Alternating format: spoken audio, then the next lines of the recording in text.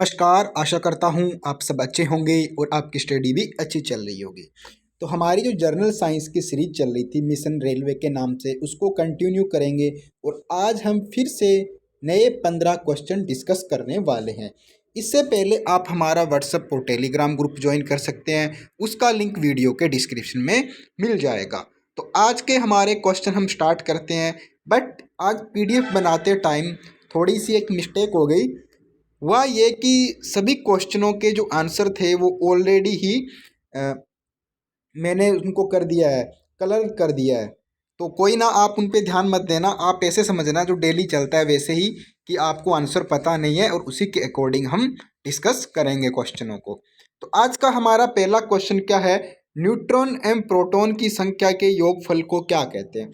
आपको पता होगा कि हमने पढ़ा होगा 10th या 9th क्लास में, जो हमारे न्यूट्रॉन और प्रोटॉन होते हैं, इनको दोनों का योग निकाले जाएगा तो कौन सी संख्या प्राप्त होगी। क्वांटम संख्या, परमाणु संख्या, द्रव्यमान संख्या, अवोगाद्रो संख्या। तो हमें हमेशा द्रव्यमान संख्या ही प्राप्त होती है। न्यूट्रॉन और प्रोटॉन का योगफल या ऐड करना क्या कहलाता है, द्रव्यमान संख्या कहलाता है।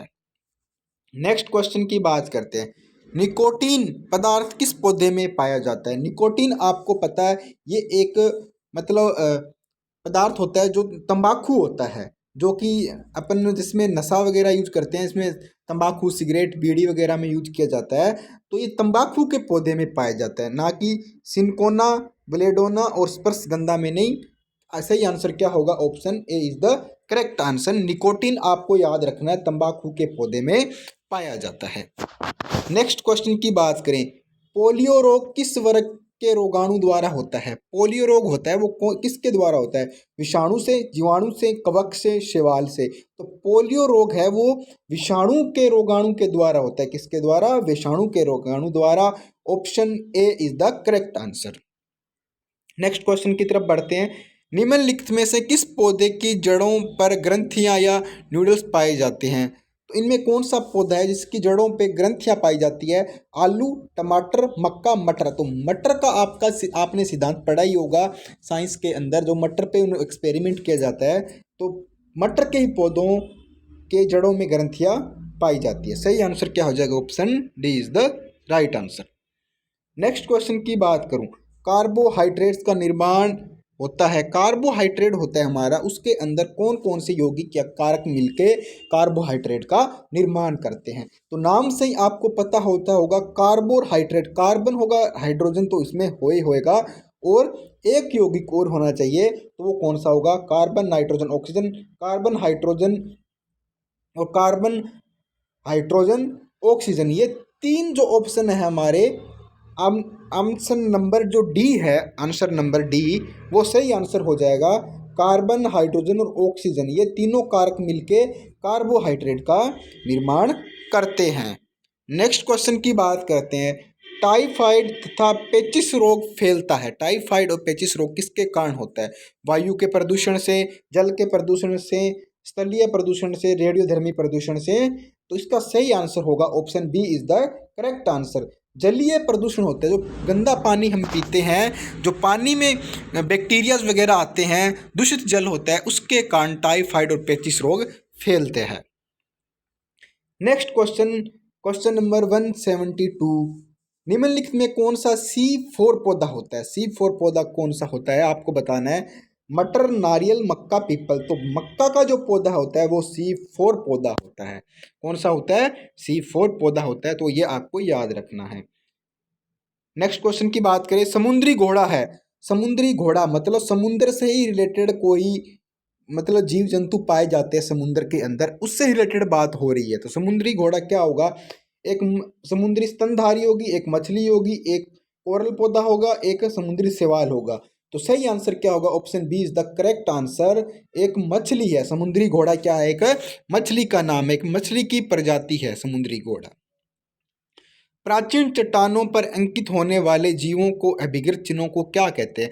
जब हम कहीं खुदाई करते हैं, कोई प्राचीन चट्टान निकालते हैं, उसमें क्या जो पुराने जीव जंतु जो दबे होते हैं, उनके अवशेष निकलते हैं, तो उनके अभिन्न चिन्हों को हम क्या कहते हैं। समजात अंग, समवर्ती संरचना, जीवाश्म या अवशेषी अंग। तो उनको क्या कहते हैं, जीवाश्म कहते हैं। क्या कहते हैं, जीवाश्म। Option C is the correct answer हो जाएगा इसका।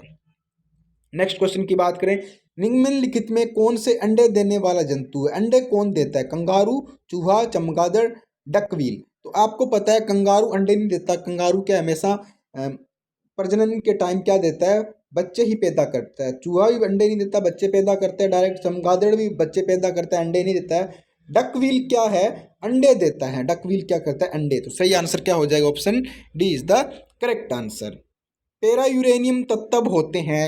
पैरा यूरेनियम तत्व कौन से होते हैं? वे तत्व जो यूरेनस ग्रह से पाए जाते हैं। वे तत्व जिनका परमाणु क्रमांक यूरेनियम से थोड़ा अधिक होता है, गैसीय तत्व तत्वों के समस्थानिक के रूप में। तो आपको पता होगा पैरा यूरेनियम तत्व कौन से होते हैं? वे तत्व जिनका थोड़ा सा परमाणु क्रमांक यूरेनियम से अधिक हो। तो सही आंसर क्या हो जाएगा, option B is the correct answer हो जाएगा इसका। नेक्स्ट क्वेश्चन 177, वायुमंडल के दाब में होने वाली परिवर्तन को क्या कहते हैं? मैंने आपको एक जो इसके हमारे यंत्र की क्लास की थी और वायुमंडल से रिलेटेड ये बेरोग्राफ का क्वेश्चन बार बार रिपीट हो रहा है, तो काफ़ी इंपॉर्टेंट क्वेश्चन है ये। वायुमंडलीय दाब में होने वाले परिवर्तन को मापने को क्या कहते हैं? बेरोग्राफ कहते हैं ना। बेरोमीटर तो काम आता है मापने के लिए, सिस्मोग्राफ भूकंप वगैरह मापने का काम आते हैं। तो इसका सही आंसर हो जाएगा option A is the correct answer, barograph कहलाता है। ठीक है। वाहनों के इंजन को ठंडा करने वाले उपकरण या यंत्र को क्या कहते हैं? ये क्वेश्चन फिर से रिपीट हो गया, इंपॉर्टेंट क्वेश्चन है तभी रिपीट हो रहा है। वाहनों के इंजन को ठंडे करने वाले यंत्र को, रेफ्रिजरेटर तो हमारे जनरली घरों में यूज होता है, वो होता है, तो ये नहीं होगा। रेडिएटर होता है, ना कि कार्बोरेटर। कार्बोरेटर आपने काफ़ी नाम सुना होगा। जिम काउंटर भी नहीं होता। तो सही आंसर क्या हो जाएगा, option B is the right answer. Radiator वाहनों के इंजन को ठंडा करने में काम लिया जाता है। निम्नलिखित में कौन सा रोग सबसे घातक है? ये क्वेश्चन फिर से रिपीट हो गया। रोग तो सारे घातक है, पर जो ये चार ऑप्शन दिए इनमें कौन सा घातक है? चेचक भी घातक है, पीलिया भी घातक है, मलेरिया भी घातक है, पर इनकी जब कंपैरिजन करेंगे तो एड्स सबसे घातक है। इन तीनों का तो इलाज हो जाता है, एड्स का इलाज होना बहुत मुश्किल है, तो एड्स ज़्यादा घातक होता है। और नेक्स्ट क्वेश्चन की बात करें, पौधों में श्वसन होता है। पौधों में श्वसन होता है, किसके कारण होता है? ये हमारा आज का लास्ट क्वेश्चन है। केवल रात श्वसन कब करते हैं पौधे? केवल रात में, सुबह, केवल दिन में या प्रातः टाइम में? दिन में भी और मुख्यतः रात में भी। तो पौधे आपको पता है ऑक्सीजन का अच्छे स्रोत है, रात दिन हर 24 घंटे हमें ऑक्सीजन देते हैं, तो श्वसन क्रिया उनमें लगातार चलती रहती है दिन और रात। तो इसका सही आंसर क्या हो जाएगा, option D is the correct answer. और पीपल पौधा होता है, जो पीपल का पौधा, वो सबसे ज़्यादा ऑक्सीजन देता है।